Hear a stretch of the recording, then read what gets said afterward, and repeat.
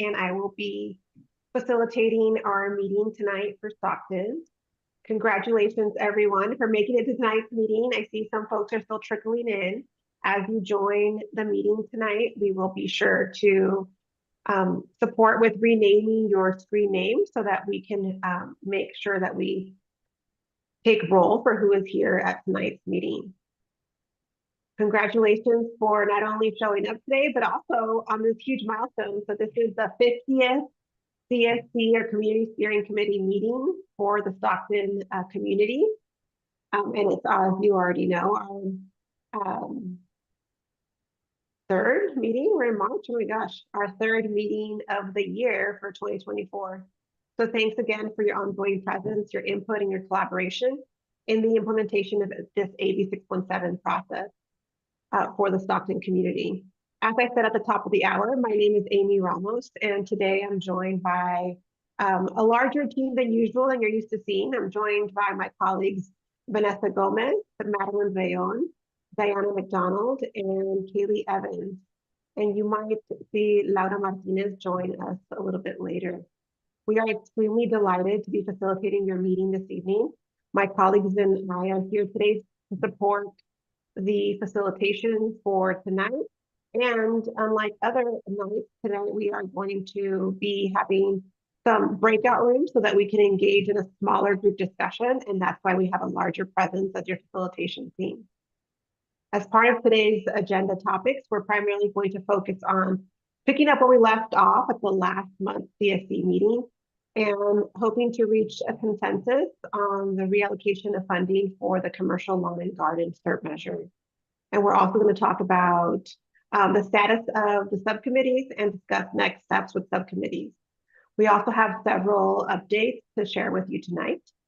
But before we get started and before we get into the weeds of tonight's agenda, I'd like to just walk us through some of our meeting logistics. As you see here on the screen, and I know everyone's familiar with this, but this is a public process, so we might have someone joining us in the public. So as you know, we want to make sure that you can change your screen name and you can click on the top right-hand side of your picture of your video to change your name. We ask that CSC members use the following naming convention. That is that you start with CSC, your first name and last name. We will also support you in doing this. If you're a resident, please add R to your name. And then of course, all other participants tonight, we ask that you add your first and last name and your affiliation. So we see a lot of folks here from the Air District tonight. So we'd love for you all to add AD for A District. We also have our CARB folks here, so if you could add CARB. And then of course, folks that are here from the general public, if you could add P to your name.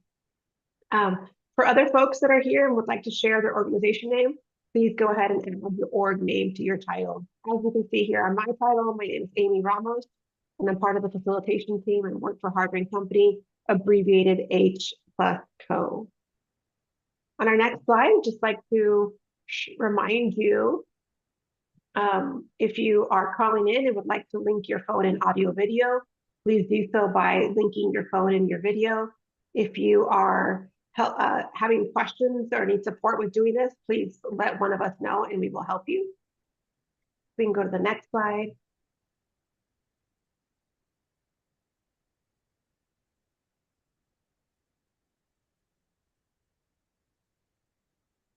We can go to the next slide. All right, so we do want to make sure that we're practicing virtual meeting etiquette. We do ask that you stay on the mute feature on Zoom unless you are speaking or planning to speak, and use *6 if you're participating by phone. We do occasionally have folks that accidentally unmute. I know I've been guilty of this. So our team is always hyper vigilant of ensuring that folks are on the mute feature on Zoom. So we will do that, and you might see some of us do that for your Zoom control. We do ask that you raise your blue hand on Zoom to ask questions during the presentation and during the Q&A.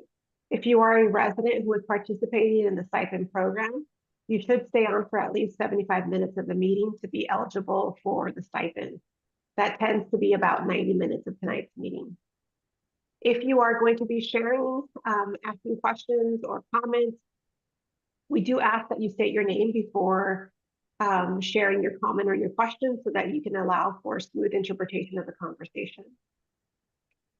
And then lastly, we can go to the next slide. We'd like to remind you that as part of our conversation tonight, we'd like to foster an equitable dialogue. And to do so, we hope that we follow a productive discussion and respectful dialogue by helping achieve the meeting goals. We let everyone participate. That means that sometimes that requires us to step up and then step back, that we're civil and respectful. It's okay to disagree, that we stay on point and on time. Today, we're going to have the privilege to be in breakout rooms and share a lot in our smaller groups. We do ask that we provide that space to allow everyone to participate and remind ourselves that we'd like to attack the problem, not the person, and to seek common ground. So these are the group agreements that you all have agreed that we will adhere to for each of these meetings. I will do my best as your facilitation team for today. And if there are any violations or disruptions to our group agreements, I invite you all to help support in sort of norming that we're following these group agreements. So with that said, I am ready to kick off this meeting. So if we can go to the next slide, Vanessa. As a reminder for tonight's meeting, everyone should have received the agenda in their email, and you should have seen that we are going to, per usual, review the action item tracker. We're going to seek consensus for the commercial lawn and garden discussion, and then we're going to move into small breakout rooms to talk about subcommittees. And then, of course, we'll have some routine standing updates and end with next steps and action items. And we always have room for public comment. So with that said, I'd love to open it up for any welcoming remarks that the Air District may have. I see Stephanie has joined us. Unfortunately for tonight, we don't have a community co-host. So I'd love for Stephanie to provide us with any opening remarks. Go ahead, Stephanie. Hi, everyone. This is Stephanie Ng, and thanks, Amy, for that introduction. I'm a program manager in our Community Strategies and Resources Department, which oversees the implementation of AB617. And I'm just so honored to be here with you all tonight. As just kind of Amy just echoed, number 50 for this meeting is just so insane. So I just want to thank, I see so many faces that have been with this program kind of since the start. And so I just want to thank you all for your continued commitment to this program, to the Stockton community, to improve air quality. And I'm looking forward to tonight. Tonight has some great topics, and I appreciate you all kind of for the feedback that we got in the last meeting to help us kind of build upon and add to the knowledge that we need to make a decision in commercial lawn and garden. And then also we're really excited to bring back this conversation of subcommittees as well, because I know that's been kind of a core kind of the Stockton committee has been such a big advocate for that process. And so excited to kind of re-engage on that conversation and break into some more intimate small breakout rooms with you all to chat. So with that, I'm happy to pass it back to Amy. Thank you so much, Stephanie. This is Amy. So we'll go ahead and kick it off to our first agenda item. So during this time, we're going to review the action item tracker. As a reminder to folks, the action item tracker is a tool that was developed to help develop transparency and accountability of implementation of AB617. You all during these meetings request action items, we note them down, and then the parties that are responsible for implementation of those action items have an opportunity to implement, and then during these meetings provide us with some updates and progress towards implementation. So with that said, I'm going to pass it to Rocio from the Air District to provide us an update. As Rocio is providing her updates, feel free to add your questions in the chat or raise your hand, and we will be sure to call on you and answer any questions that you may have. Rocio, take it away. Thank you so much, Amy. Good evening, everyone. Let me go ahead and Good start evening. sharing. Let me go ahead and start sharing my screen to get started with the action items. All right, can everyone see my screen? Awesome, thank you. So starting off with the pending action items from the last CSC meeting. The first one was for the district to share with the CSC the truck reroute scoping plan.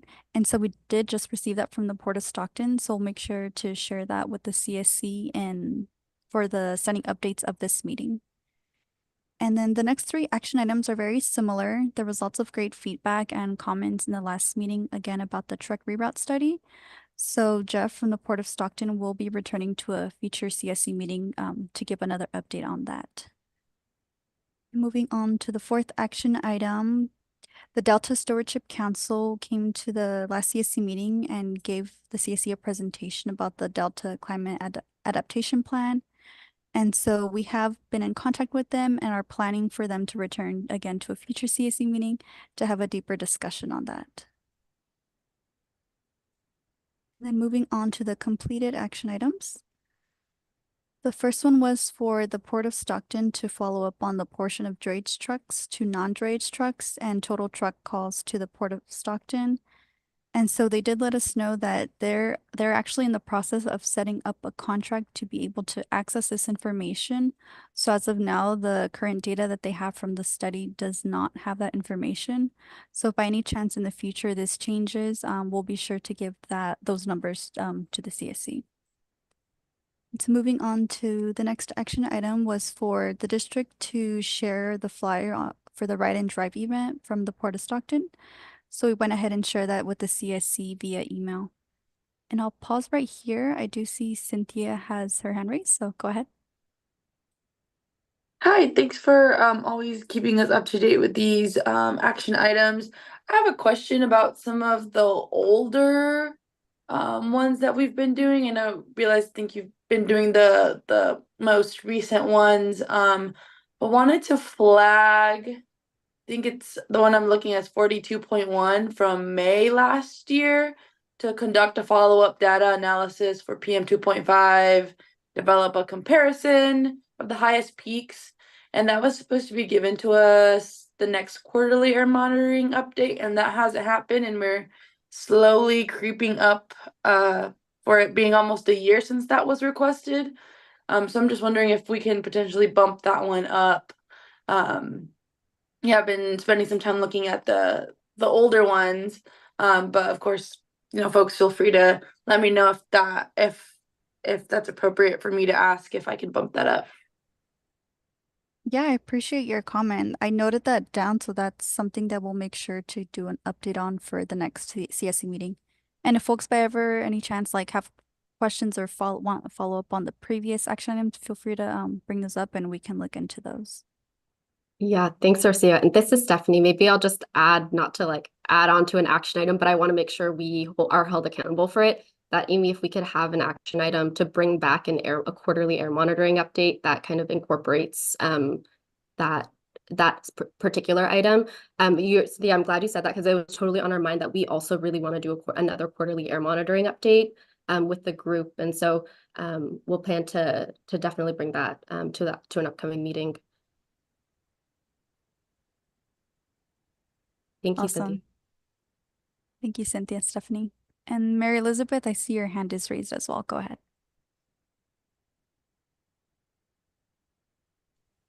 Yes, thank you. Just along that same idea, and I know that we're going to get to the subcommittees, but I think that it would be very helpful for us to have a monitoring subcommittee meeting.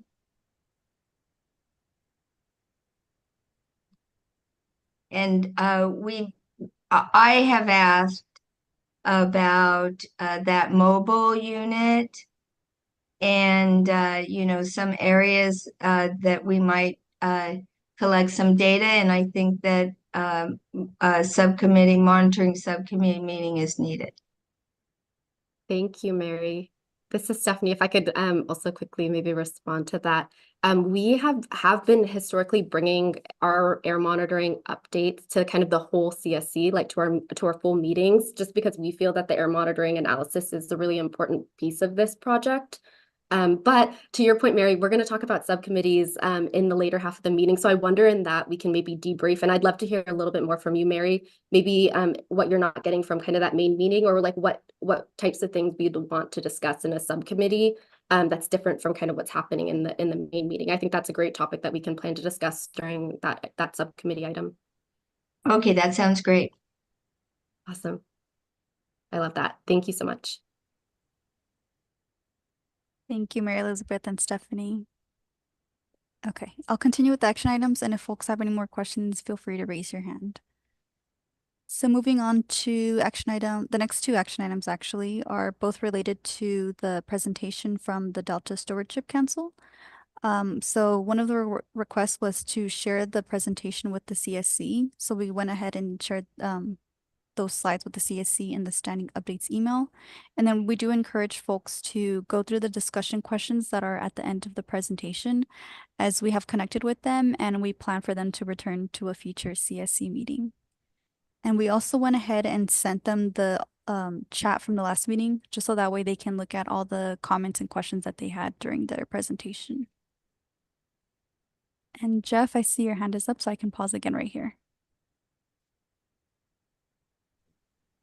Hi, thanks. Sorry, I'm on the road, so I don't have my video tonight. But I did want to clarify just on the truck counts that Mary Elizabeth asked about in the last meeting, and that you reported back that we're in the process of putting a contract together.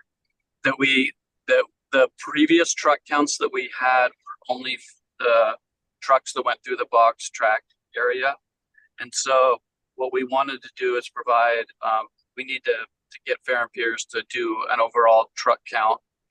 And from that, we're not going to be able to tell from that which percentage are drayage trucks. And so we're going to need to try to figure out how we can parse that out. But we haven't figured it out yet, but I just wanted to let the group know. That's it. Thank you so much for sharing, Jeff, and adding on the explanation. Douglas, I see your hand is up as well. Yeah, I have a question. I don't remember what's going on as far as the old and the new and what's been told last committee. Do we have the minute of who said what on what can make it an action item last month? Does anyone in the staff have the minute? What's been recalled of bring it back to the meeting? Thank you. Hi, Douglas. This is Amy. Are you referring to the action items from the previous meeting? Whatever action item that people were requesting Yes. to bring back to the meeting. So I don't know if it was last meeting or the day before or a previous meeting, but have we ever had any minute of what's been said? A person that was make it to an action meeting for the following meeting. That's all I'm saying. Thank you. Oh, thank you, Douglas, for clarifying the question. I understand what you are asking now. We don't have minutes of the conversation that go out. We do have all of the action items that get documented for each of the meetings. We track them and they make it to this tracker that Rocio is giving us an update on. In addition to that, we use the agenda setting meeting, or sometimes we add agenda setting to the monthly CSC meeting to hear about what should be on the next agenda for discussion.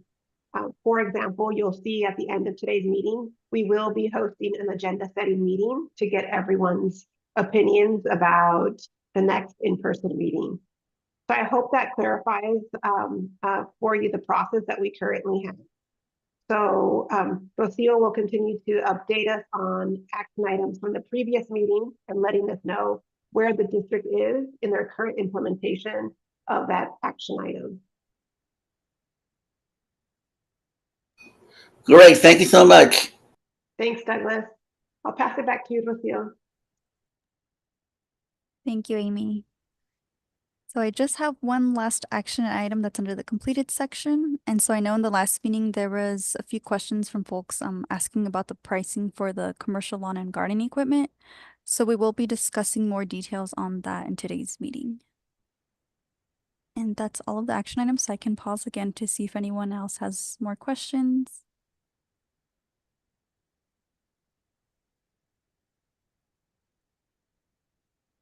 Don't see anything in the chat or any hands raised, so I'll go ahead and pass it back to you, Amy.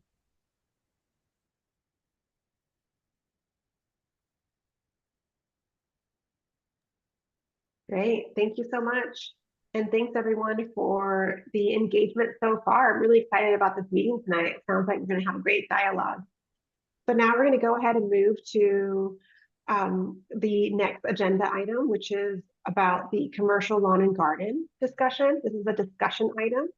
That means for this agenda item, we are going to be continuing our discussion from last month and continue to learn about the recent SERP implementation updates regarding commercial lawn and garden.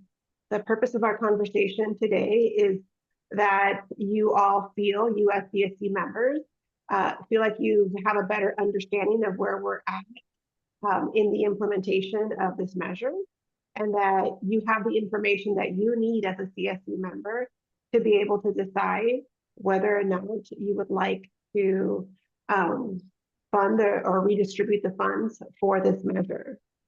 So with that said, I'm going to pass it to Stephanie from the Air District to provide us with an overview. And as Stephanie is talking, please do ask your questions on the chat or raise your hand. We really do hope that folks get their questions answered and that we can seek understanding of where you're at in the potential reallocation of funds for this measure. Stephanie, take it away. Thank you, Amy. This is Stephanie. And like Amy mentioned, this is a conversation that we've been having. So we started this conversation, almost kind of just teed it up to you all in January when Jess came to the meeting. And last meeting, I think we just heard so many, I think, really important questions of some information that folks wanted. And so just hearing that, we wanted to bring, give folks kind of time between that, between meetings to really ponder and think about this, think out the questions. But also for us and our team to kind of bring back some data to you all. But like Amy said, I know that we've had a chance to connect with lots of folks. We don't do normally resident calls ahead of the meetings. And so we've had a chance to connect with folks to see where the questions might be.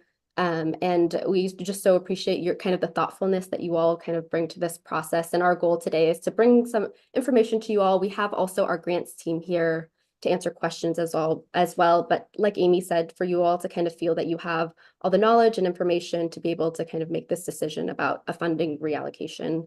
So I just have a few slides. Some of them will look familiar. I also have on my team, and I'm sure I'm actually going to pass to one or both of them at some point in this, because they're the real kind of expertise at our district about the program, but Nia Vu and Stephanie Hitchman from our grants team, and they're the ones that actually run this program. And like I said, they have the best knowledge, so I'm going to pass to them at certain parts of this presentation as well.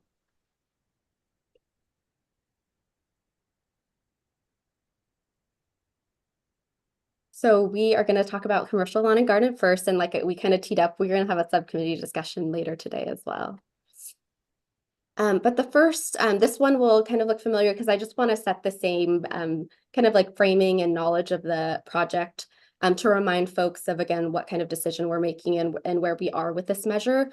But again, we have a measure in the SERP that you all kind of worked with us to put together where you all prioritized a commercial lawn and garden measure. And essentially that is replacing dirtier, older, gas-powered commercial lawn and garden equipment with new electric options. And when we're saying commercial, what we mean by that is we're not thinking about the lawnmower that you and I might have at home.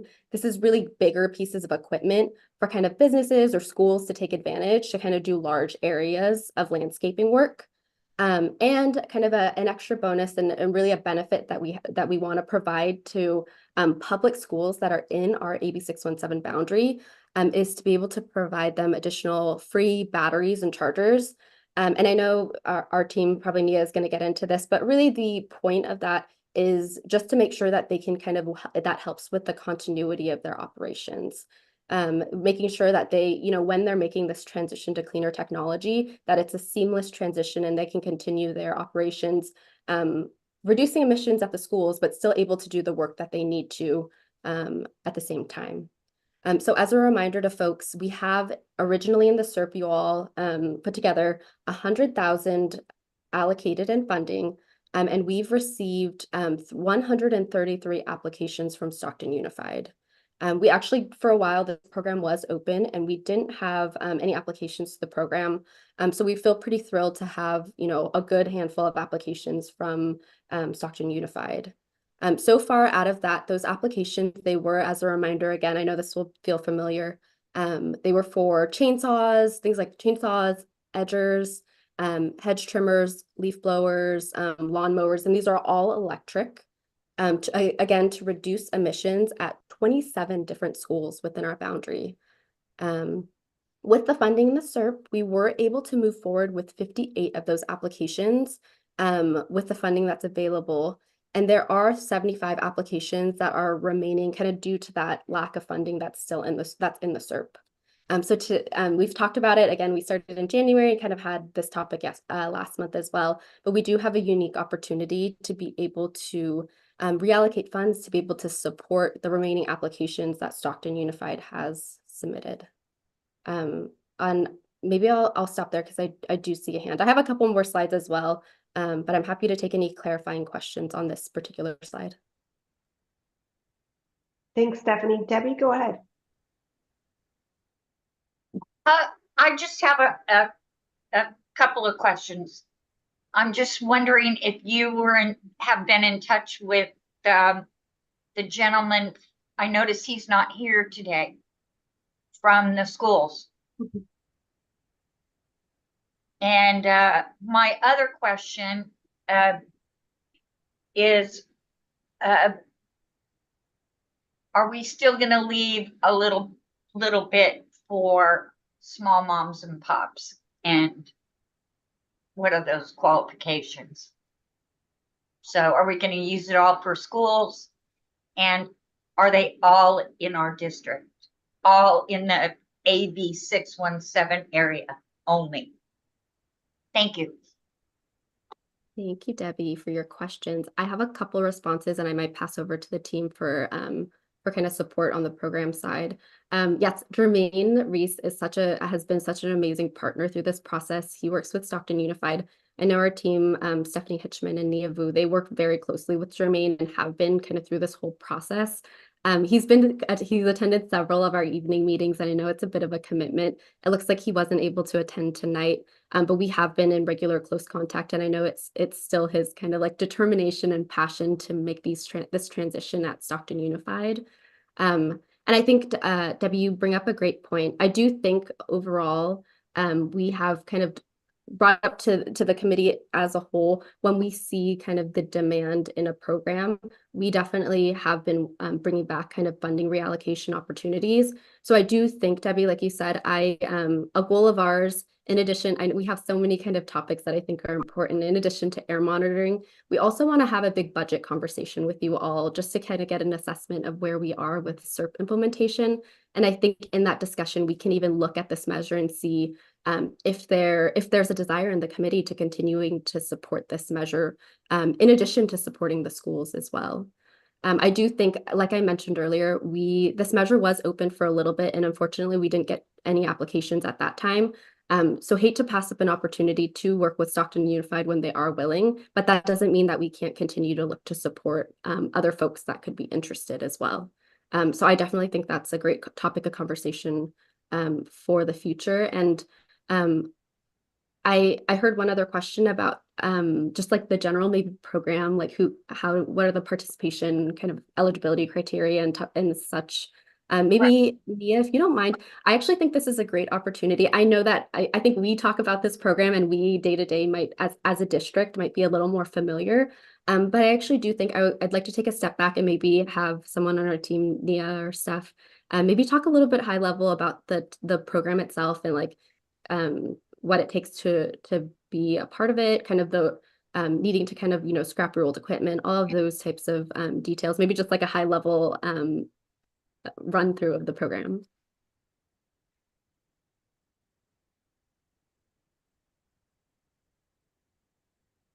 Hi, Stephanie. Thank you for passing that along.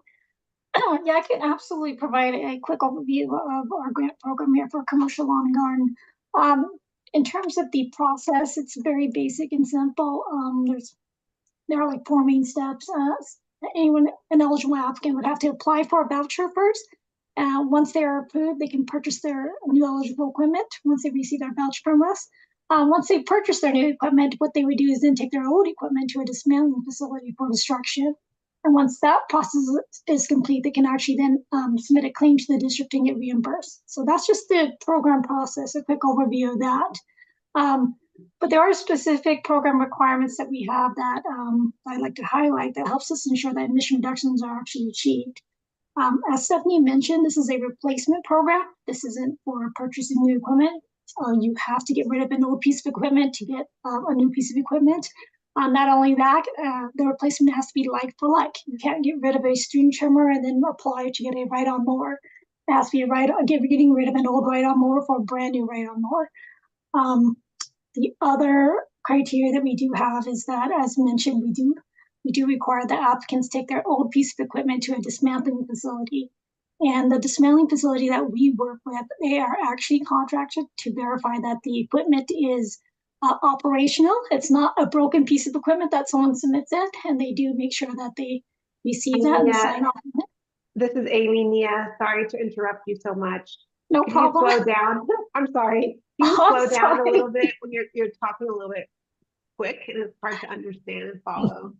Oh, no problem. I apologize.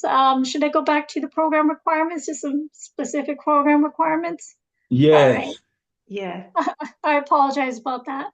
And Nia, before you begin, since I'm the original questioner, could you explain what I meant by requirements? Do they have to have a business license? Do they have to show their taxes? Do they have to, that type of thing? That's kind of what I was getting at, is what kind of some paper requirements that people have concerns about that I've talked to. Absolutely. No problem. Absolutely. So if they're a landscaping business and they're interested in applying in the program, we would prefer to see that they have a business license, because one of the requirements is that they have been in business for the past 2 years. We're looking for applicants that actually have been operating equipment on a commercial level, not just someone who's just starting up. So this is equipment that we're replacing that has actually been used. So business licenses, if they do have it, we have a lot of our smaller mom and pop businesses. They sometimes don't have a current business license, so they have provided tax documents, business tax documents that verify that they have been in operation for 2 years. And then beyond that, we are actually really open to any other kind of documentation that they can provide just to prove that they've been in operation. But we're open to that too. So all sorts of documentation, whatever they have, we would definitely work with them to consider their eligibility in the program. Does that answer your question, Debbie? Perfect. So that's also one of the other requirements that we do have. We do want to make sure that the applicants that we are working with, the businesses or agencies, normally public agencies aren't an issue like Stockton Unified, but businesses that apply for the program, they do have a 2-year history of providing landscaping maintenance on a commercial level. Like I said, this ensures that we're replacing equipment that is actually being used and not just laying around and someone has equipment that they want to replace. I think, Stephanie, did we want to cover the incentive slide? Thanks, Nia. I'm going to go through one quick other slide, and then I'm going to pass back to you for some of the, I think, responding to some of the questions that folks had. I think you're a great person to help us with that.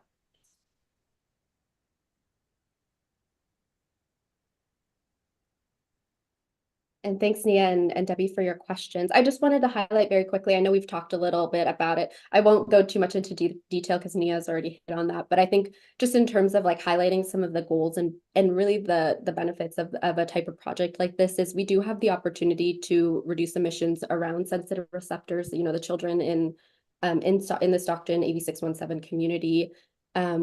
And by scrapping this older and dirtier equipment, and also an opportunity. I think a lot of folks know we've mentioned this in past meetings that the funding that we do have for to reallocate that comes from a school air filtration measure, so another school-based measure that didn't necessarily, that wasn't a measure that was meant that necessarily reduces emissions, but it does mitigate them. But because Stockton Unified has already let us know that they don't plan to pursue that funding, we do have, again, with this, a unique opportunity to support schools in another way by actually reducing emissions through the commercial lawn and garden program. So that's all I'll say about this slide. And Nia, I'll pass back to you. So essentially in the last meeting, I think some folks wanted to understand a little bit more about kind of the pricing of the units to understand maybe the makeup of that funding allocation to make this decision. And so I wanted to pass to Nia to kind of high level talk about, I think probably in this room, not a lot of us have bought commercial lawn and garden equipment. So I think it might feel a little bit expensive or different than stuff that we've purchased on our own.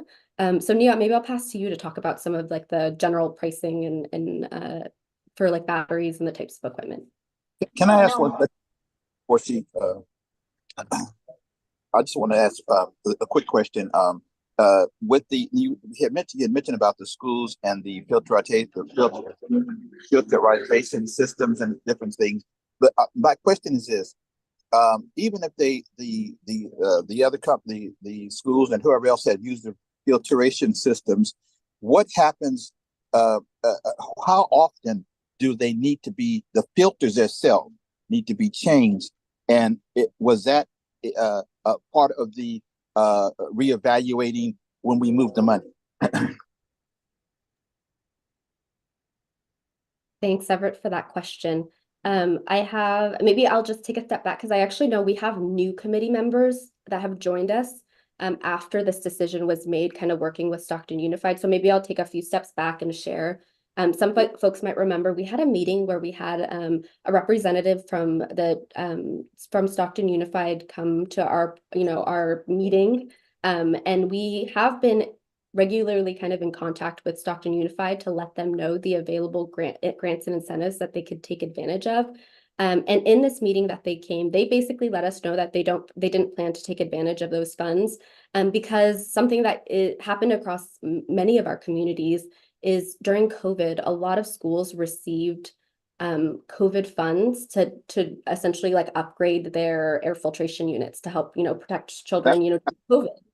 And so they kind of let us know that they didn't plan to take advantage. And essentially after that, our committee kind of decided we feel comfortable, supporting other measures since Stockton Unified didn't plan to take advantage of that.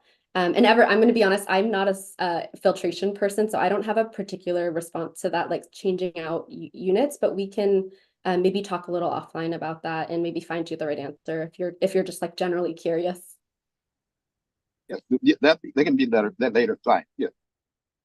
Great. This is Amy. So it sounds like that's a general knowledge kind of question. So we'll make sure that we write that down as an action item. And before you go on to the next piece, Nia, I do see that Regina is asking, has there been any outreach to business owners in the area? I'm not sure if that's a Stephanie question or Nia.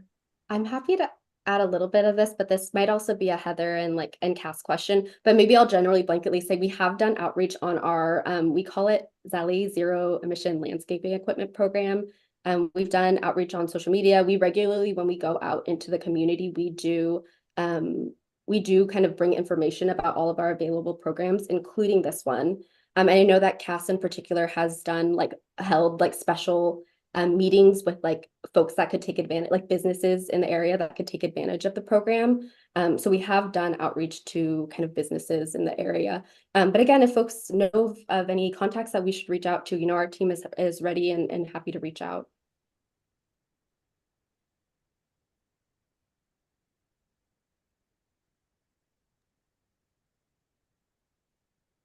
Thank you. And I'm also seeing that Ned has provided some updates there in the chat.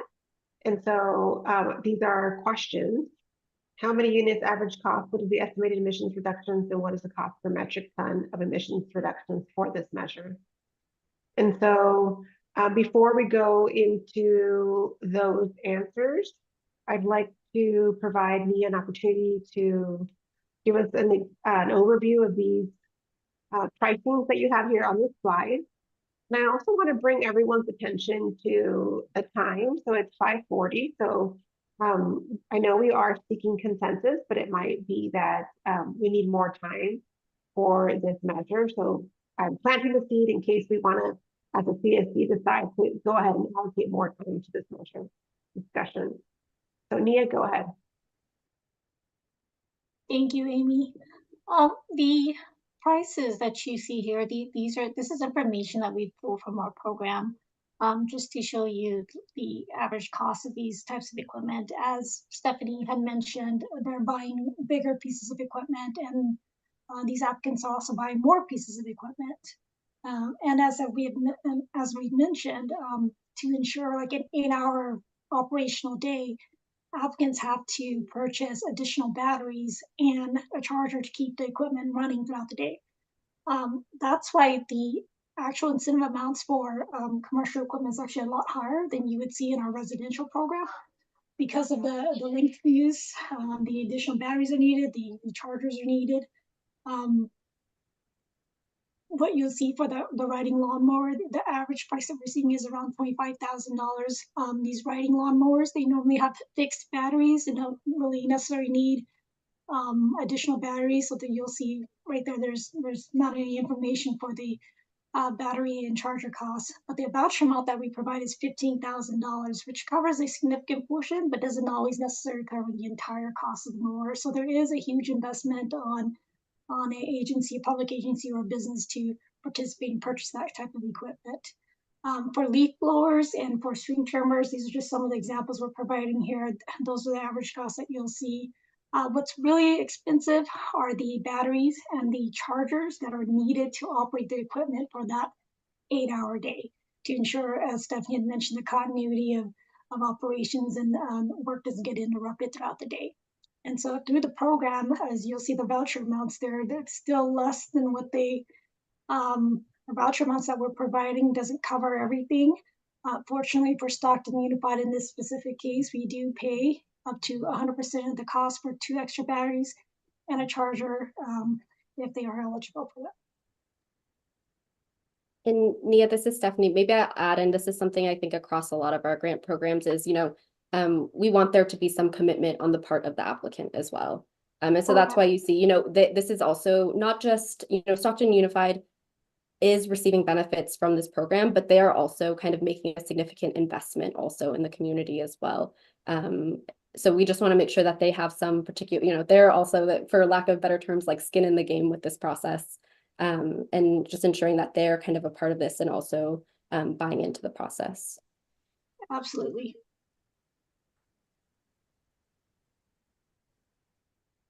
Thank you so much, Nia. And I see Marco's hand up. Hi, yeah, it looks like Ned has to leave. Are you still there, Ned? I'm hoping you are. Because maybe not. His questions, I think we could find the answers. He asked the question about the estimated emissions reductions. And as I understand it, lawn equipment has significant emissions. But I don't have any data in front of me. So I hope we can get that back to us. But we've talked about this transferring the money for the last, I don't know how many meetings, and I hope we can forge through this spend a little bit more time on it, because can we find some consensus tonight? I don't want to leave Ned's questions unanswered, but I think this is a good program. It gets it to the schools where our sensitive,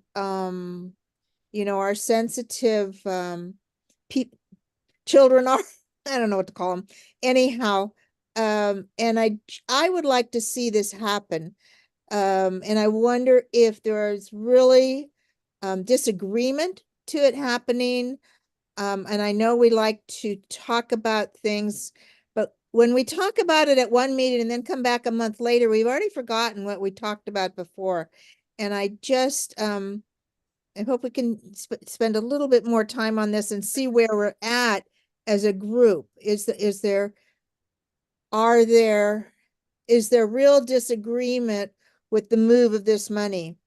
We have at least $2 million available, and we're asking to use $380,000 or so for this project, which makes sense to me. I guess that's what I'm saying.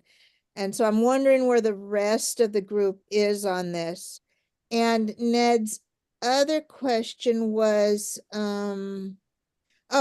utilizing funds for air filtration, which I'm not sure what he means by that, but that's a different topic. So. Yeah, this is Amy. Thank you so much, Margot.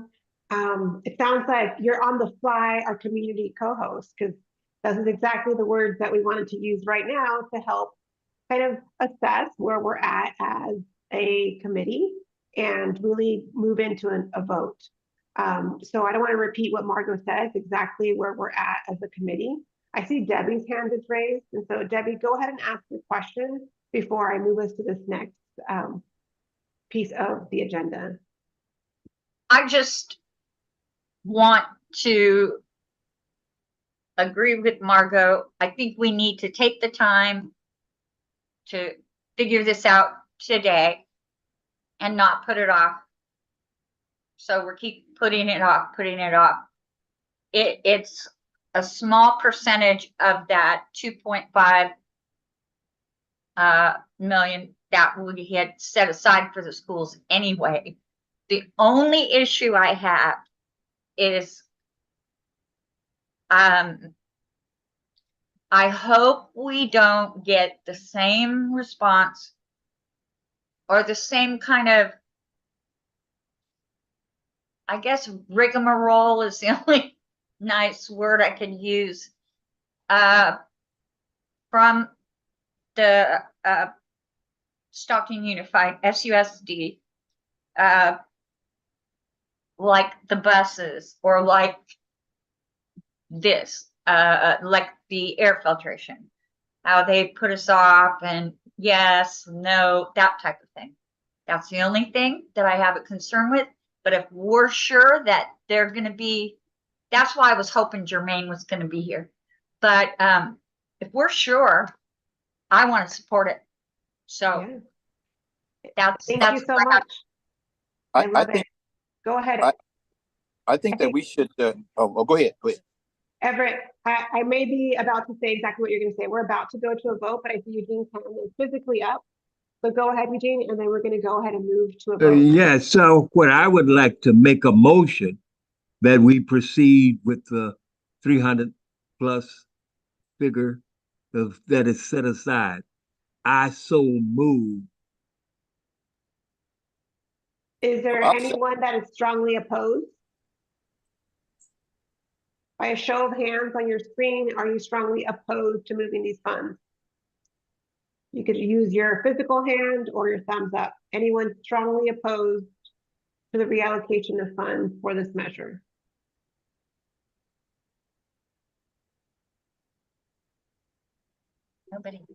Nobody. Okay, so we do not need to, per your charter guidelines, we do not need to move to an official vote. There is consensus.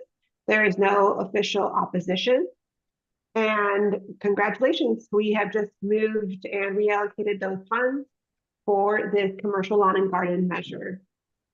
And I am seeing a comment from Stephanie Hickman from the Air District. Using CARB approved emission calculation methodology, the 75 applications for the Stockton School District would result in almost 3 tons of emission reductions in priority pollutants. So thanks everyone. And I see Margot, you have your hand raised. Go ahead. Yeah, this is, so Mary Elizabeth put in the chat that she wanted to make sure there was money available for other entities. And I'm gonna just say again, we have this is only a small portion of the $2 million that we can transfer. So I guess my question is, are we still accepting other applications from other entities at this point in time? Yes, on the commercial. I see Stephanie shaking her head, so. No, if I could respond really quickly, we are, and I want to respond to some of the sentiments I heard from Debbie also and Mary. If we feel as a CSC that we want to continue to support this measure, I think that's a conversation we can plan to bring, which I'm already hearing. So I want to make sure that folks don't feel like this is an and or decision, only Stockton Unified or small mom and pop. It's a both.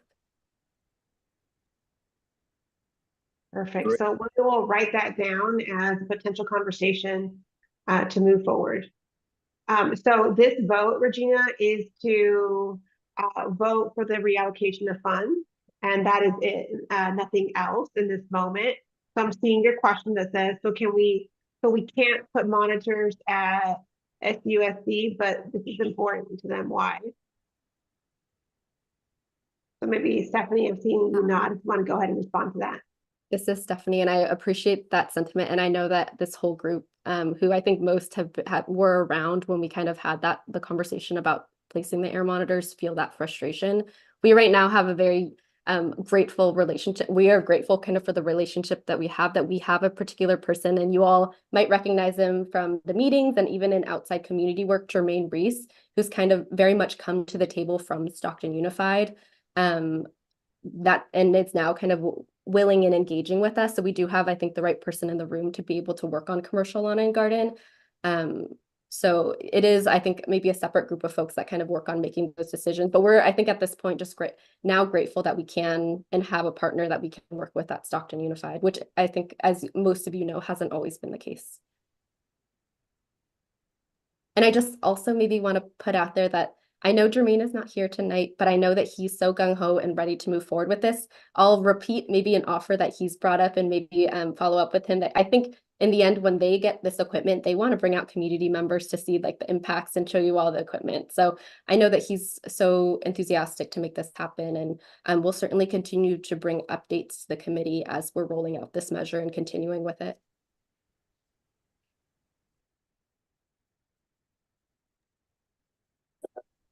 Stephanie, can I briefly add that we do have a valley-wide program outside of the AB617 program for commercial lawn and garden equipment. So if there is no additional funding that's reallocated through the 617 program, there is still funding available for anyone who's interested in the area to participate in the program. We still have additional funding.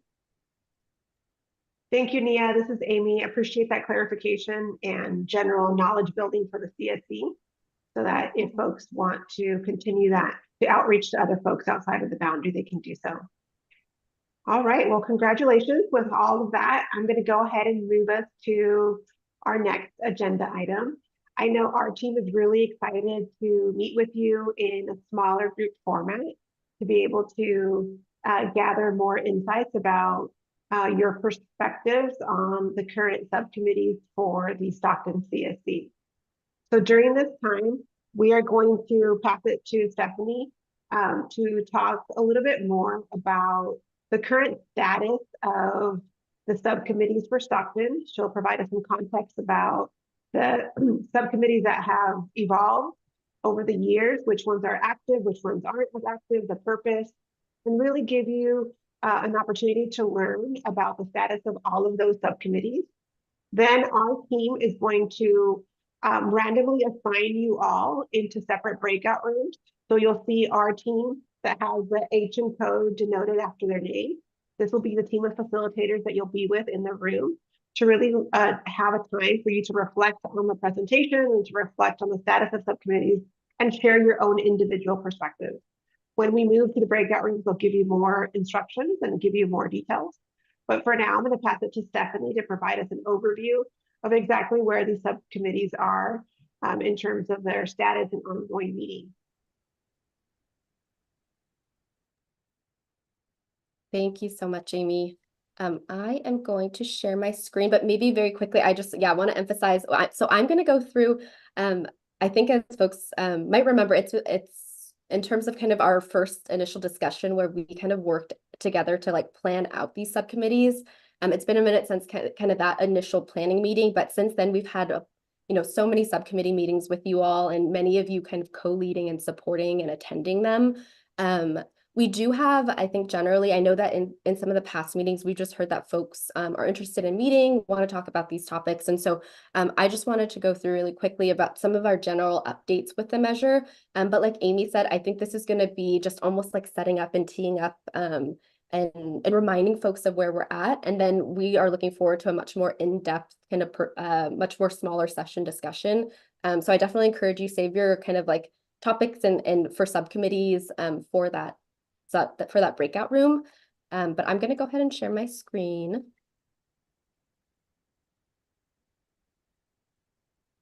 This might look familiar to folks. So this was what came out of kind of that initial subcommittee planning session, where we kind of talked about the subcommittees that we wanted to work on, kind of a meeting schedule for them. We had many folks volunteer to be co-leads in there, and then also just like a district and CARB lead. Right, as you might be able to see, I know it's a little bit small and hard to read. I don't want you to read every single word on there, but I just maybe want to point out that there, even for like the co-leads, there are some folks that actually aren't on our committee anymore, that maybe like retired and are no longer kind of doing the 617 work. And so we just wanted to re-engage this discussion with you all, get new kind of volunteers for co-leads where we need them, and just re-engage this discussion. So I'm going to just give quick updates on some of our subcommittees. We have an indoor air and weatherization subcommittee, and for folks that attended, this subcommittee was so crucial in assisting with the development of our air purifier program, or we call it also our clean air room program, but that's essentially where we are able to give out free purifiers to residents in the community.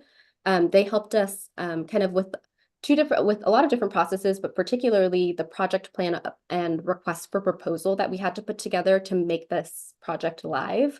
And now that we are actively in the implementation, we actually do talk about a lot of these topics in our outreach subcommittee. So this is a subcommittee that I think now that it's in the implementation phase, we've kind of shifted a lot of the work to our outreach subcommittee, which I'll update with you all with that next. So as a status for our outreach subcommittee, this is a subcommittee that meets regularly on a bi-monthly schedule. Some of the recent topics that we've talked about are air purifier distribution events. Earth Day is coming up, so we've gone over some upcoming Earth Day events, school outreach. And we do have our next outreach subcommittee scheduled. This is just a plug if you're interested. Our next outreach subcommittee is on Friday, April 12th. Some of the topics that we did potentially want to talk to you all about is, any upcoming community events, air purifier outreach, and then also now that kind of the spring is coming, an in-person mower distribution event. And we just encourage you to join and add topics at this meeting. We'd love to hear from you if you're interested. And what you can see on the right, this is a tool that the outreach subcommittee uses to track every single event that we go to in the boundary. And so if you're interested, this is something you can find on our outreach subcommittee page. The tree subcommittee, I know this is of particular interest to everyone. It's a high priority measure, and we've definitely heard that folks are interested in meeting again. As an update for folks, similar to indoor air and weatherization, this subcommittee we worked so closely to be able to put together a project plan, which, as a reminder, this is something we need to submit to CARB to be able to use funding for the program. And then also a request for proposal. Right now, we are working with that. We had an applicant apply, and we are working with them to update their proposals. And so we are planning our next tentative meeting. And these are just tentative dates. If folks want to see them at a different time or have conflicts, we're open to working with folks that are interested. But we're tentatively scheduling this for March 27th to provide updates on the process. And we really want to bring in all the partners, like Little Manila Rising, and then also Hyphy Design, which is their a group that they're contracting with, to be able to bring you all updates at this March meeting. Stephanie, this is Laura. I do see that Douglas has his hand raised. Would you like to take questions now? I am happy to take any clarifying questions, but I do think if they're in depth, like I want to talk about this at the subcommittee, I'd love to leave that discussion for the breakout rooms that we're going to have.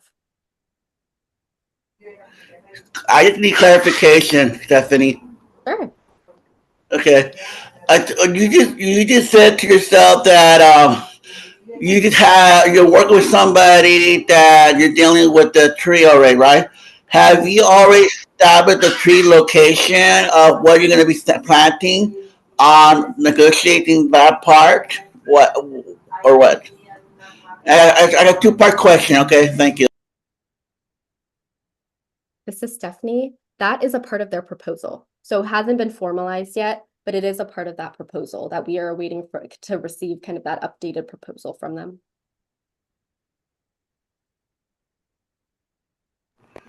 Okay, but if the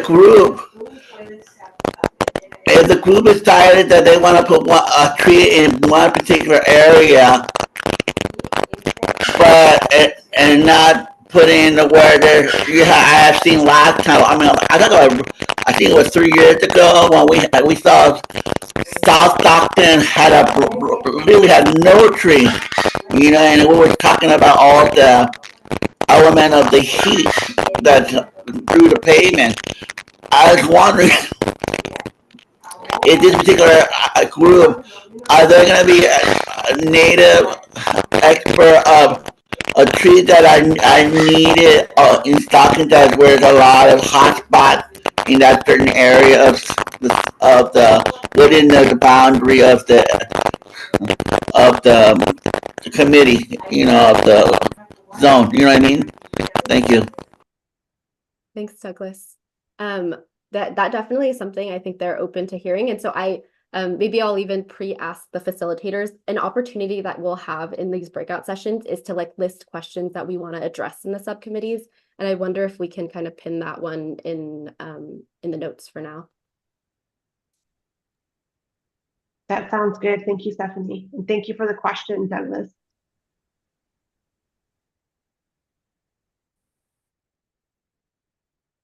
Thanks, Amy. The next is the heavy duty truck subcommittee, which I know is also a high priority measure for folks. We are continuing as a district outreach on both the infrastructure side and then also the heavy duty truck replacement side. I think some folks even there was a ride and drive event at the Port of Stockton. Our team is regularly out in these events. I know that we had folks from our team presenting at that to talk about infrastructure kind of to all the attendees, but we continue to seek opportunities like that to connect with the trucking community. And we also kind of an outreach strategy that we want to do is we do, in working with CARB, have a list of folks that are owners kind of trucks in the community. And so we're working on an outreach plan to be able to directly reach out to folks that actually own those trucks to gauge their ability to participate in the program. And see if we can get folks that are interested in the program in that way with really direct outreach as well. And so in the next meeting, we'd like to outline kind of the work that we've done to date. I know for folks that have been in the subcommittee, it's kind of been a journey to kind of address multiple measures multiple measures in that, but just different avenues as well.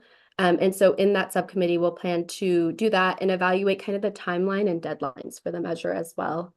And we're tentatively, this is something we want to work with you all. If there's a date that works great for all the folks that are interested in talking trucks, we were thinking end of April, but I'm happy to hear. Again, we could talk about it in our breakout groups of when makes sense to have this discussion. And EV mechanic training, I know that, and I'm really glad that Taylor is here today. And Taylor, feel free to add anything kind of based on your experience on this measure. But we have gone through a very long journey and evolution with this measure for folks that have been involved. I know Taylor has been kind of helming with Ed, who recently retired from our committee. And so there were many kind of paths that we followed and pursued, the last of which was trying to work with the county. Unfortunately, that didn't quite pan out. But we do think that there are still opportunities out there. And so at this next meeting, we want to kind of refresh the history of kind of the progress and again, the evolution of that measure and kind of discuss next steps. And as a plug again, the co-leads, I know that in kind of working through this process, we regularly met with Taylor and Ed to kind of work through some of these issues and do some pre-planning. So the co-leads for this measure, we coordinate and plan ahead of the meeting. So let us know if you want to be involved with that. But we tentatively would like to meet in May with you all to talk about this measure.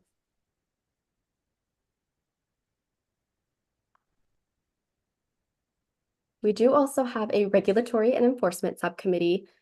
We, in the subcommittee, kind of worked with the resident co-lead and members of the subcommittee attendees to set topics based on different sources of concern and community priority. What you're seeing kind of on the right there are some of the notes that we took from our meeting. We did a big planning session where we laid out, you know, all of these upcoming months, what are the topics that we want to talk about? And we kind of through the months ticked off these topics at meetings to discuss. We reviewed many topics, including things like biomass plants, enhanced enforcement of DUS, indirect source review rule. And at this point, we'd love to work with you all to have more topics so that we can continue the subcommittee. We are tentatively thinking April 9th, but again, we're happy to kind of change any of these dates if there's, you know, conflicts or folks want to see a different date. And actually Debbie, I don't know if it's related to this or the previous slide, but our co-lead over this subcommittee was Debbie. So I don't know if you wanted to add to this or make a plug for the subcommittee. That's why my hand's up. It actually says April 12th on the first slide, or on the slide where it says your synopsis of everything that's going on, of each of the on your original, the synopsis with all of the different groups on it. Oh yes, that was Debbie. If you could believe it, I'm pretty sure that's from a year ago. So we might have had a meeting, I believe, last year. No, we haven't had a meeting, and I would actually like to, on all these, to suggest to everyone when we discuss these subcommittees is we have 24 months to go. So time is getting shorter, and I would like to suggest that we have regular meeting dates, whether it be monthly or bi-monthly, every other month, or quarterly. But some of these we need to have, and we need to have them on a day where people can go, okay, this day is going to be this meeting. This day is going to be this meeting. So I think it's important for the Air District to allow us to do that. I know we have to be flexible to a certain extent, but we have a ton of people that may want to come to a certain meeting. And in order to plan for that, they may have to make some adjustments in their schedule. So I think it's really important, and we all need to think about this and maybe talk about this in the breakout, to have regular meeting dates. I, for one, with the regulatory and enforcement subcommittee, my problem before is we weren't having regular, it was when somebody could attend or when somebody could help or et cetera, et cetera. We just need to have them. If somebody can't attend, then that's the way it goes. But we need to have these. So I think setting up regular meeting schedule, whether it be the bi-monthly, on the first Monday of the month, on the first Thursday of the month, in the morning, afternoon, whatever. But we need to have regular meetings. That is so important. And I just told this to Stephanie yesterday. This is part of why people don't participate, but we can get more participation with a regular date and a regular time. That's all I have to say. Thank you. We have a lot to cover in here.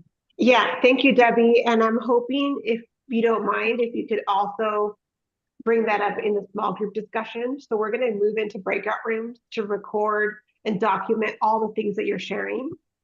So right now we're just giving an overview, but if it's okay with you, if you could please repeat that, make sure it gets documented, and we'll turn that into some action items. I'm also seeing CARB leads can use some of these updates, certainly. So we will make sure that we're having that discussion with CARB and AD folks as well as part of this discussion. So Stephanie, I'm wondering if you could kind kind of walk us through a general overview for the next couple of slides, and then we're going to go ahead and move to breakout rooms because it sounds like people are really eager to jump into the conversation. Thanks, Amy. I totally hear that. And I just have a couple more slides left. We do have an infrastructure subcommittee that we haven't quite kicked off yet. And this is related to our bike lane infrastructure measure. Just to let you all know and kind of keep you into the loop of kind of the background work that the district has been doing, we have been working with partnering agencies and including City of Stockton to be able to bring a proposal before the committee. We on our side just want to make sure that we as a district will work to ensure kind of the scope of the project falls within the eligible cost for this type of project. But we'd like to tentatively meet with you all to review the project in April or May. We feel like we will have something kind of close and ready for you all to take a look at. And then I'm just going to wrap it up really quickly. I see Spencer here too. But we do have, and I think this is also one that I've heard from some members I've spoke to of just like wanting to bring this subcommittee back, is harmful algal blooms. We met regularly last spring and summer, and that kind of in the right timing that it makes sense when water sampling is occurring to kind of hear. And then we also met to hear updates on some of the latest research that was going on. And so we'll work with Restore the Delta to begin the subcommittee again in that same kind of time frame, starting in April and May when the sampling season starts again. And then something else I'll add, this is a little bit separate, but I just wanted to put it out there because I know folks were really interested in the last meeting, is we want to work with you all to hold a special subcommittee to bring back the Delta Stewardship Council. They were at our last meeting, and I know that folks wanted to talk more about that topic. So we want to hold a 1-hour special subcommittee with the Delta Stewardship Council to talk about only that topic.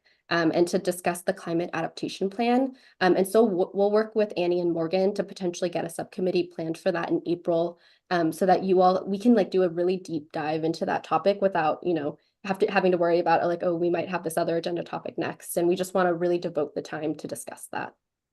And then with that, that's the end of my slideshow. So I'm happy to maybe answer questions and then pass back to Amy to lead us in the breakout rooms. Yeah, I think if people have general questions about subcommittees, just general, like how do they work, we'll take those questions now. But all the things that you're sharing, so I'm seeing, Nate, your comments are amazing on the chat. I'm not going to read them. I'd love for you to share them in the breakout room. So we're going to go ahead and move you into a small group discussion so you guys can take a deep dive and share all the thoughts that you have. Our facilitators are going to be helping support to lead that conversation. And what you will hear facilitators ask you is, have you attended a subcommittee? If so, what were they like? If not, what are the barriers to participation? What are some of the lessons learned? What would you like to see more of? And moving forward, how would you like to see the structure for the subcommittees? And would you like to be part of that? Per charter recommendations, you all do have some specific roles that you expect all CSC members to have for the subcommittees. And those include, you want to nominate someone to facilitate the meeting, like tonight we're facilitating the conversation. You want to have somebody from the CSC facilitate the subcommittee meetings. You want to help someone be the note taker for those subcommittees, and someone would then report back at these meetings to the larger CSC on the progress and all the questions that get discussed at those subcommittee meetings. You also might have specific questions, right? I already heard some of the questions that you have that you want to make sure get addressed at these subcommittees. We want you to share all of that in the breakout room. So Douglas, I'm going to move you into those rooms, and then when you come back, the facilitators will share a general overview of the conversation. And if there's anything else that needs to be shared at that point, we can share those. But at this point, we are going to be in listening mode and really learning from each of you of how you see the evolution of subcommittees for Stockton happening, and how you would like this evolution to happen, and how you want to be a part of it, and how you want to help facilitate it. So with that said, I'm going to go ahead and move all CSC members into their room, and everyone will have about 15 minutes to engage in the discussion. We hope that we have small enough rooms so that each of you could talk for a while. So go ahead, and what you'll notice is that you'll get pinged to automatically be transitioned into a breakout room. I see that right now it is 6:14 at least on my clock. So we'll be in the room until 6:30.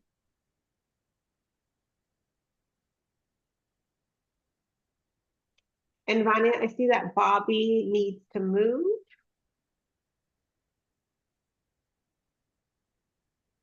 Bobby needs to be assigned to a room. I'm on it. Thanks, Amy. Mhm.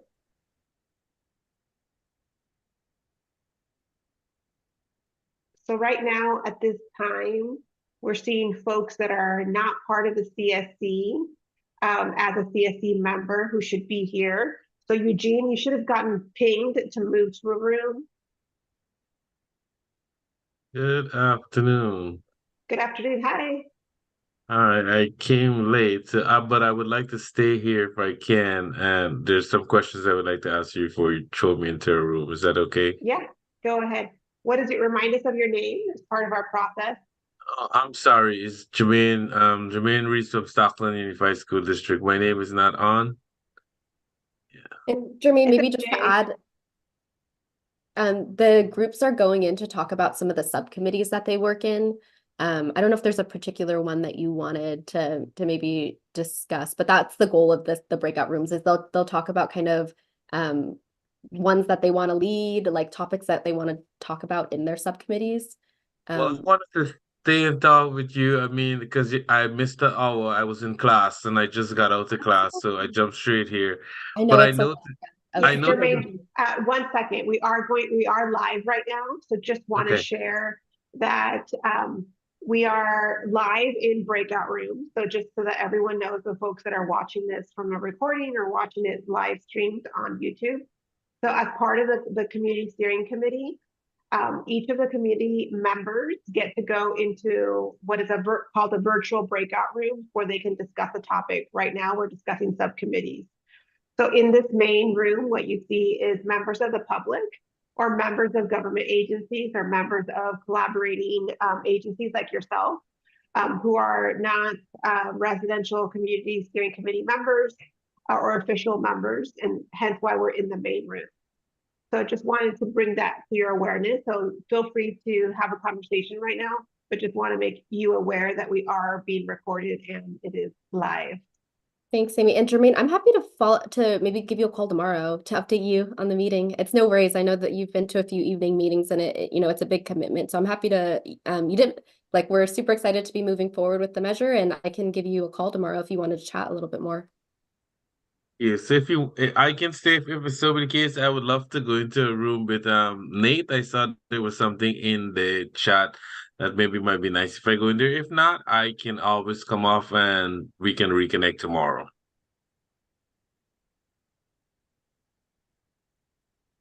And maybe I'll just add, Amy, I do think, public participation in the breakout rooms, I do think that is something that we would allow you, being Jermaine, like a public member in our a partner in one of our CERT measures, but a public member in our meeting. But I think the conversation will prioritize the CSC members that are in there, though, just so you know. Well, I will. Thanks for having me, and we will reconvene tomorrow. Sorry for being late. No, thank you for joining. And yeah, I'm happy to give you a call. I'll chat with you tomorrow. I'm so happy thankful that you've come in and said hi and everything. Thank you. All right. Bye, guys. Yes, thank you. And Eugene, I'm seeing I that. I wasn't able to get on. Oh, okay. Let's try it again. You're special, apparently. Let's see, Vanessa. Can we try to move him again? Okay, so when we move you, so go ahead and move him to a room. You'll get a little ping on the computer that says you are being moved, and you just have to accept the move. That's what I did. Huh. Let's see. Vanessa's gonna try it again. I just switched you to a new room, Eugene, so you should have gotten a notification to join. If not, I can try again. There we go. Yep, I see virtually he's in a room. Let me just check with the facilitators.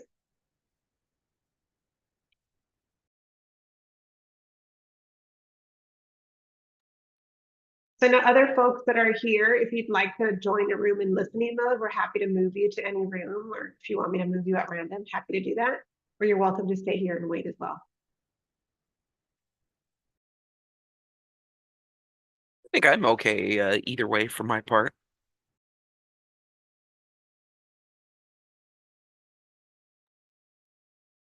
Okay, well, we're documenting and really learning from CSC members on what the need is. So we'll just hang tight for a little bit. And those that are watching the virtual stream, we are in a breakout room and we will all be back soon. I might pop into a room. I feel like the general vibe I've got from the committee is they're okay with district staff coming into breakout rooms. I think For that's sure. what I've done in the past. I'm actually going to hop into one of the rooms and just kind of listen in. Okay. Yeah, you can dump me in one too. I'll just randomly pick you a room right here. I'm seeing nodding heads, so I'm gonna take that as a, or if you were yawning or wanted to move, No, I wanted move. to move. I was curious if I could be in the outreach one. Oh, they're not content specific. Oh, gotcha. Okay, yeah. Nia or Stephanie, would you like to be moved? I think we're okay, thank you. Okay. Amy, wondering, do I just pop in a room or can you Oh, assign me to a Rocio, I don't room know why you too? weren't popping up on my screen. I'm really not trying to ignore you, I promise.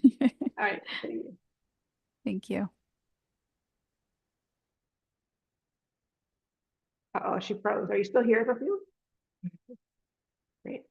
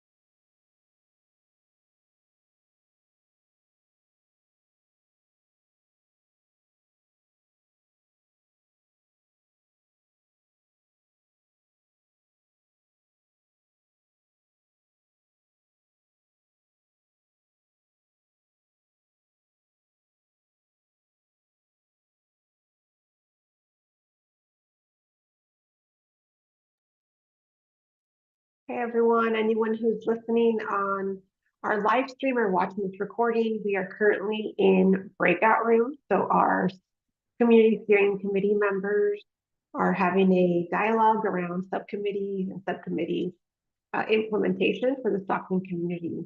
We will be back around 6:35 p.m. on Wednesday, March 6th.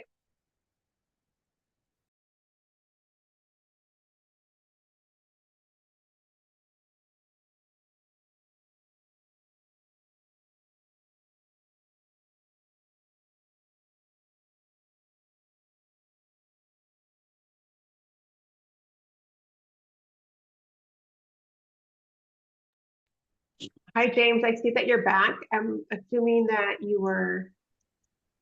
Yes, if you could put me back in my room, I would really appreciate it. Yes, Thank you. you're welcome.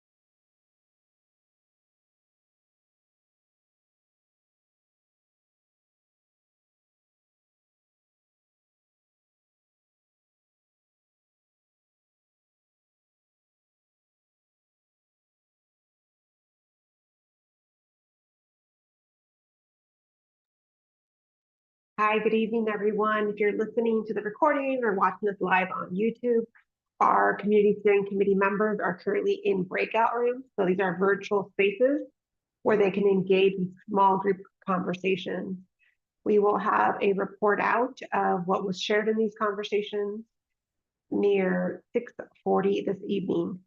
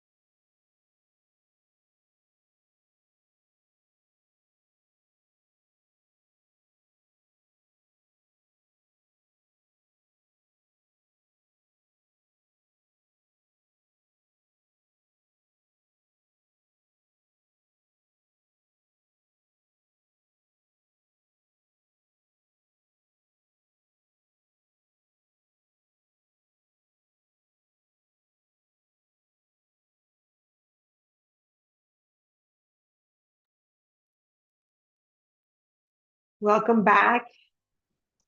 Hi, Regina. Nice to see your face. Hi, Margot. Saw Margot for a flash.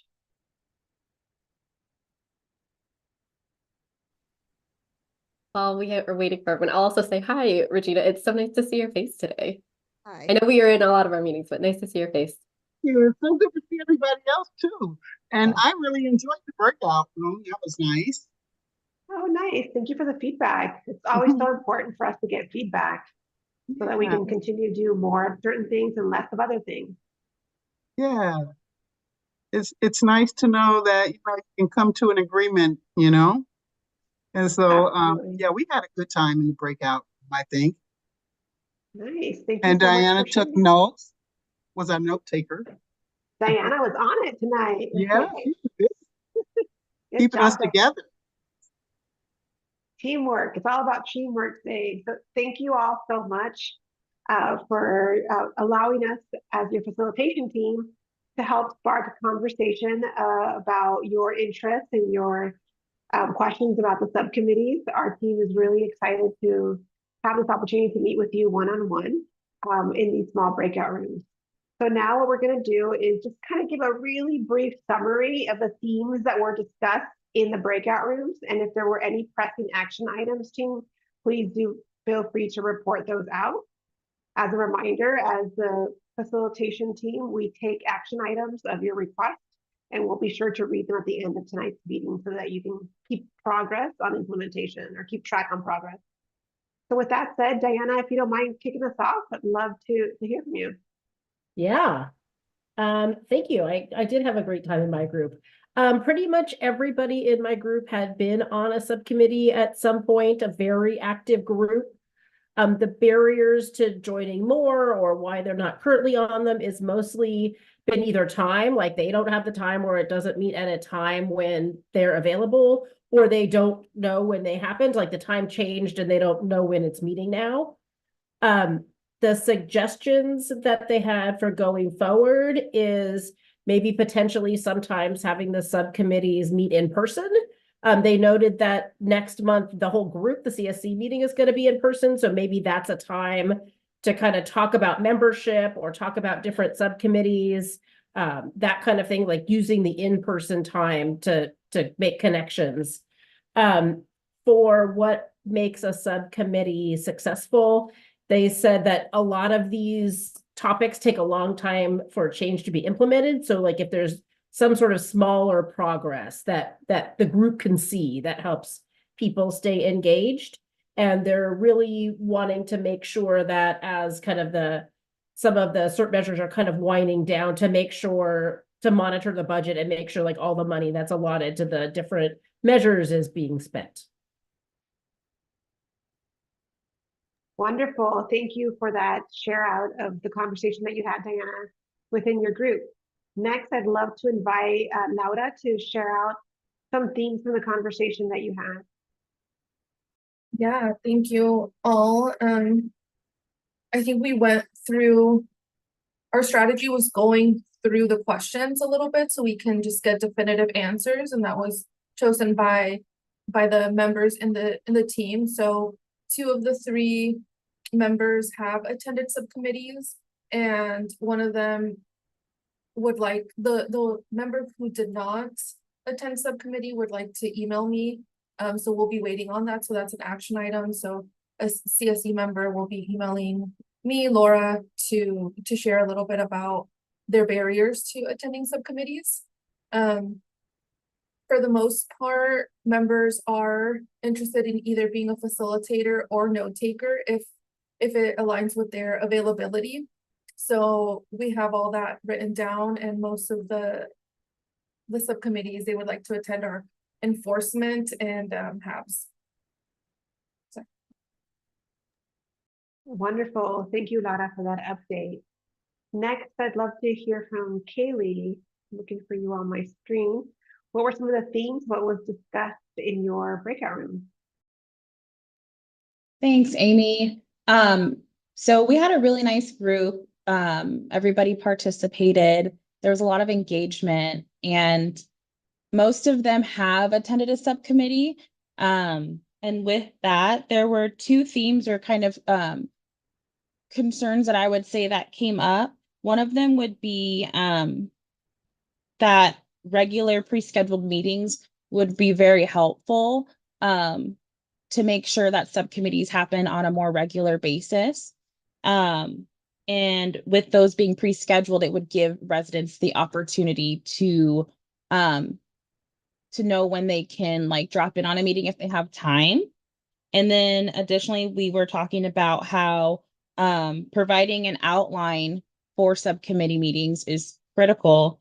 And the outlines need to be available with so much time that residents have the ability to look at the outline, maybe suggest more content for the outline, as well as prepare what they want to discuss during the meeting.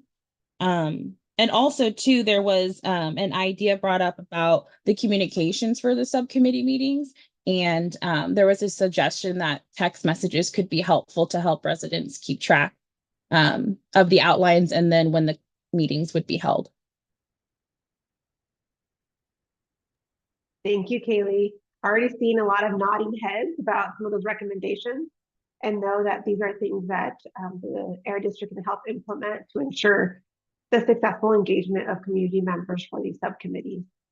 And last but not least, I'd love to invite Maddie to provide an overview of the discussion that you had in your breakout room. Yes, definitely.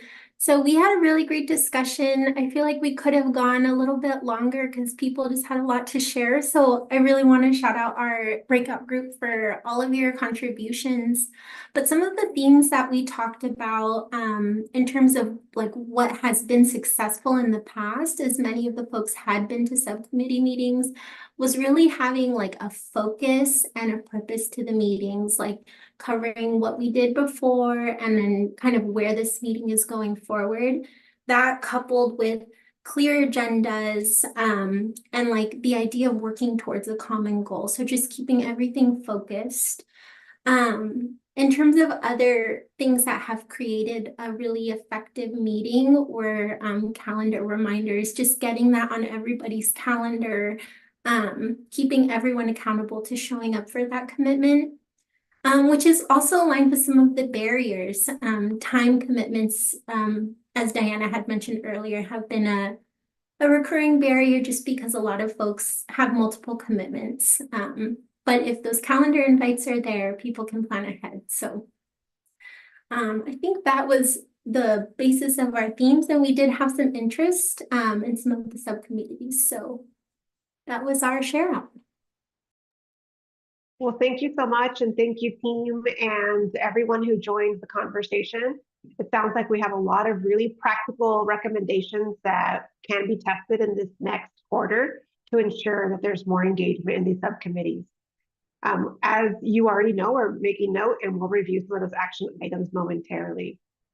For now, we would love to transition to our next agenda item and talk about some general standing updates. We do have several updates, but we want to prioritize some pressing updates that should be given today, and then the remaining updates will be given to the CSC members via email. So I know the Air District has some pressing updates to share, so Stephanie would love to invite you to give those updates. Thank you, Amy. And I just want to echo Amy. Thank you all so much for participating in those breakout rooms. I heard so many great suggestions, and I think it was so, inspiring for us to really, as we're re-engaging in this process, hearing all of your great suggestions. We definitely we'll review the action items and want to work with you all on making sure the subcommittees are exactly what kind of makes sense and is all of your preference for kind of engaging in that work. Because we just recognize it is a lot on your plate, and we want to make sure that they're useful for your time as well. So thanks, everyone. And I'm glad that I think this little breakout room was a little preview of like kind of the maybe more intimate, like face-to-face like discussion we want to have. I have two updates. One of those is that we are planning on hosting, this will be almost like a 1-year anniversary. We are planning on hosting an in-person meeting on April 3rd. So that'll be next month's meeting. And we're so excited to see you all in person. And we are planning on actually doing it at the Port of Stockton. Jeff has been kind enough to offer the space. And that being the case, I know a lot of people in the community have already done a port tour. But Jeff also very generously offered that he is happy to host a port tour with our group right before the meeting. So if you're interested in that, I know that you might want to think about it, check out timing and stuff. But if you are potentially interested, please let us know. It would be ahead of the meeting. We typically start dinner around 4:30. So we'll probably do that maybe about 3:33, depending on the port tour timing that we'll work out with Jeff, and we'll send you information. But I think the port just wants to get kind of a head count. So if you're interested, like feel free to even like raise your hand, put it in the chat, or email anyone from the Air District. We just want to get a little bit of a head count so we can help the port like prepare. And I'm seeing maybe James, are you raising your hand to be like I want to? Oh, I'm seeing. Okay, so James and Rocio on my team. If you don't mind taking notes, we have James, Everett, that are I think, and Spencer, kind of jumping in I think to sign up for the port tour, and Margot. I don't, and this And definitely Everett and Jennifer and Stacy. This won't be your only opportunity if you need to think about it. Like the offer is open. We just, I think, want to make sure to help the port logistically plan for us to do a port tour. We as the district have never done the port tour either. So we're looking forward to doing it with you all. And speaking of that, I know Amy and the team will get into it, but we are planning on having an agenda setting. Please come to help us set topics for the meeting that we're holding in person.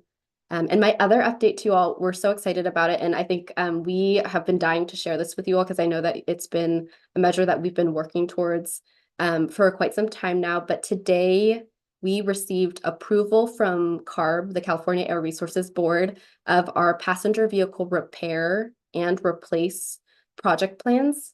And again, the project plans are kind of a piece that needs to be submitted to CARB that basically it kind of has the guidelines for the program. And it allows us to spend the funding. So what that means is we are very close to being able to open the program. And again, as a reminder, the repair program is kind of the funding to allow for vehicle related repairs to reduce emissions. And then the replace measure is funding to replace an older vehicle with either like a hybrid or electric option. And so we are so excited. We are kind of doing the last logistical administrative step of contracting with a partner that I think you all are familiar with, Valley Clean Air now. And so we'll officially let you all know when the program's open and ready for applications. But in the meantime, that's also a topic that we want to discuss with you all potentially at the in-person meeting is outreach on that measure. So we can make sure that folks are.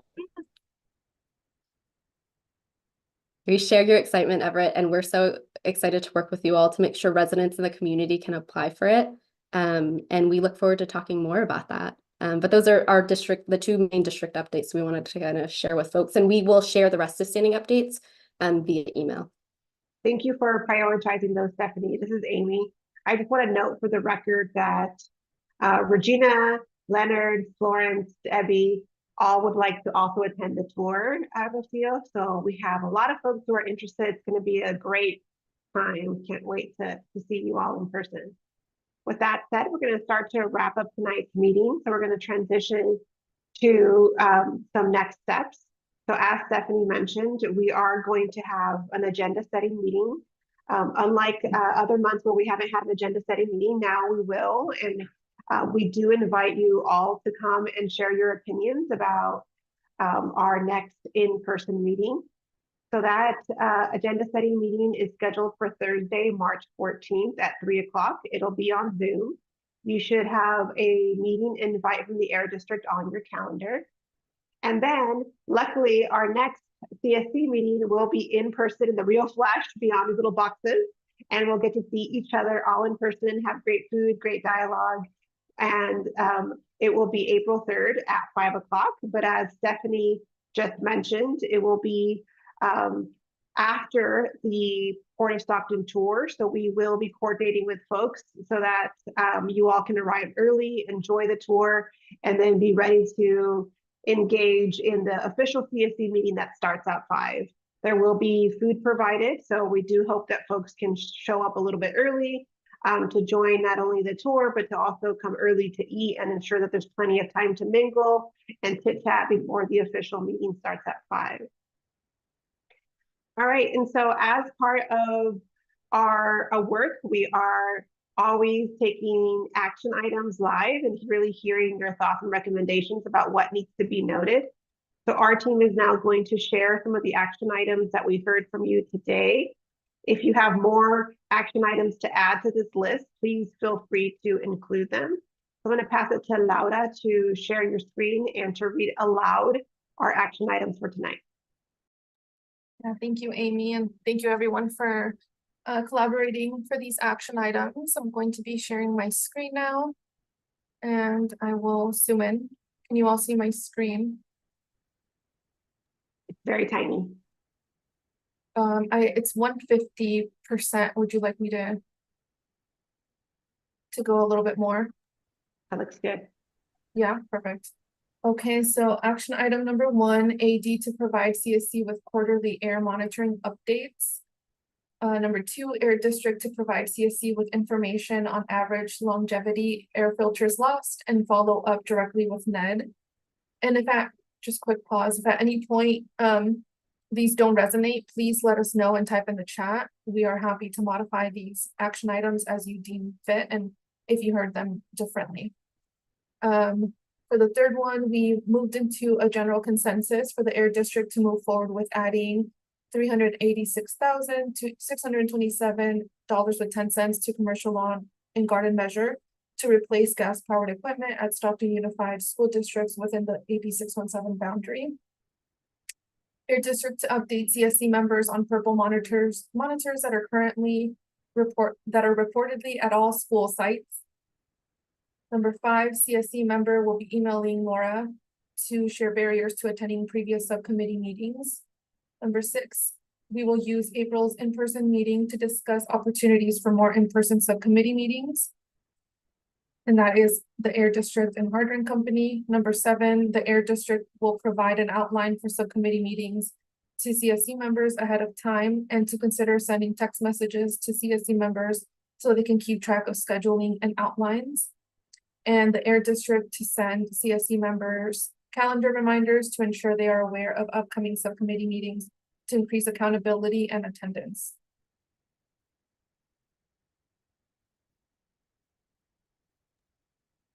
I will pass it back to Amy. Thank you, Laura. And I'm not seeing any more comments on the chat regarding action items. At this time, I'd love to transition us to public comment. So we are very grateful for all the engagement that the CSC has had during this meeting. If you are a public member and you have any comments that you would like to share at this point, or if any of the community members have other comments on things that we haven't discussed, this would be the opportunity for you to share. So I'll pause for a moment to ensure that we can share out. And I'm seeing a comment from Regina. Can we discuss stipends for subcommittees? I will add that to agenda item topics, Regina, so that we can discuss that at the next meeting. Thank you for your suggestion. Any comments on our live stream, Vanessa?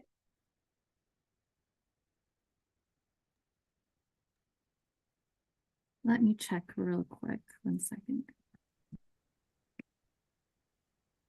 If we don't have, I just maybe if I could take another minute of space, Yeah. I just put the chat or I just typed something in the chat, but maybe I'll just kind of verbalize.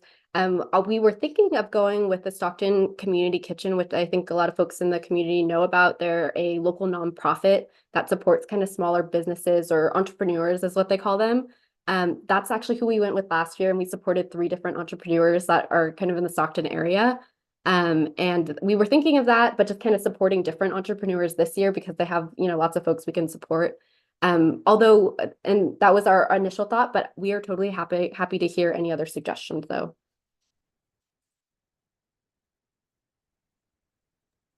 Amy, this is Vanessa. I can confirm that there aren't any YouTube comments. Thank you, Vanessa. This is Amy. I'm seeing excitement from Kyle. The food was delicious. Yes, the food kind of stole the show at the last CSC meeting for sure. All right, well, I am not seeing any public comments. Oh, go ahead. I just have, Go I ahead, can do that Evan. later.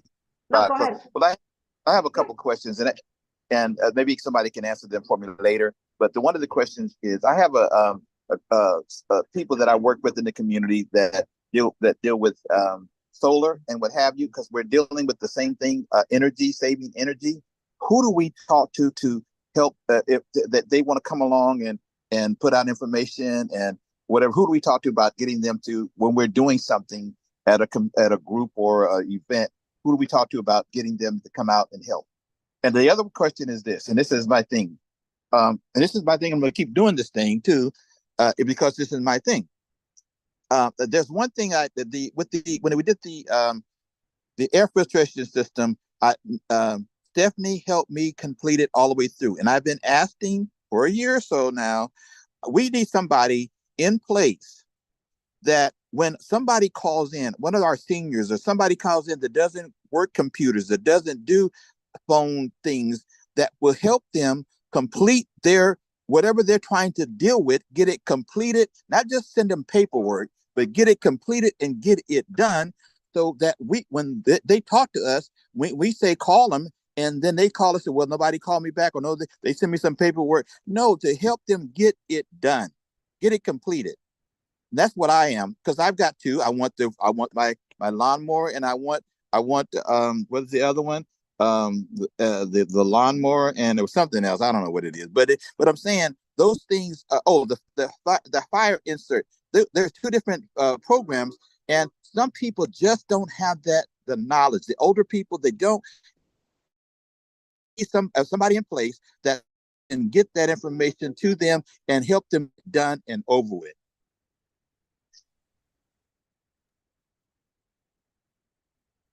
We have time for me to quickly respond. Sorry, I see we're past 7, but I think that's such an important point. And Everett, I want to highlight that we do actually, I think that's so important to be able to, because we know that not everyone likes to, do things on the computer. We actually have dedicated grant staff to walk folks through any application, whether it's, an air purifier, a lawnmower, a fireplace replacement.